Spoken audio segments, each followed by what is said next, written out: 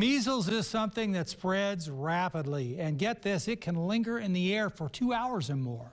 So what can you do as cases keep spreading fast? 18 News reporter Caroline Stevens spoke with 2 local health officials, and they say there's only one thing that is pretty much foolproof. Health officials are sounding the alarm on protection against measles. But what exactly is this highly contagious virus, and how does it spread?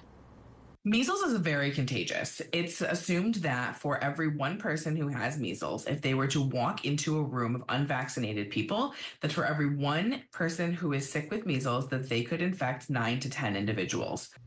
Measles is a virus that affects both children and adults. It typically spreads through the air when an infected person coughs or sneezes.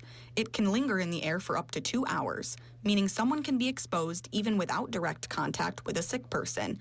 A doctor says there are symptoms to look out for. It usually starts with a cough. It could have a runny nose. Kids can get muscle aches from it, and then it has this typical rash that you may see on children. Dr. Nistico says a rash is more typical on children and that they can also have muscle aches.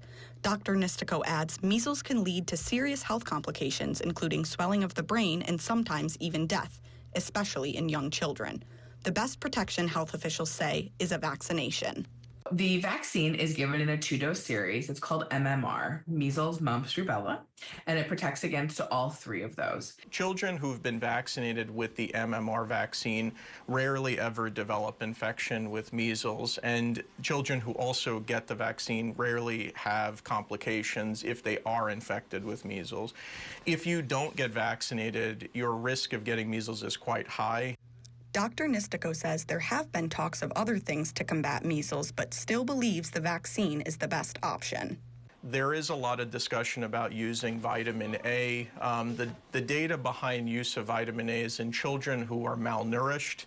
Taking vitamin A tends to give them nourishment and vitamins, and also at the same time helps them not have as serious an outcome with measles. But it's not to say it's going to treat or cure measles. And a lot of other things that are tried out just don't have any data associated with them. And so the most important one is really this MMR or the measles vaccine.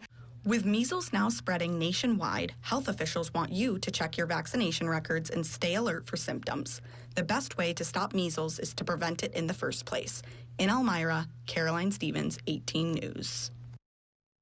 According to the New York State Department of Health, there are currently 2 measles cases in New York City and 1 in New York State.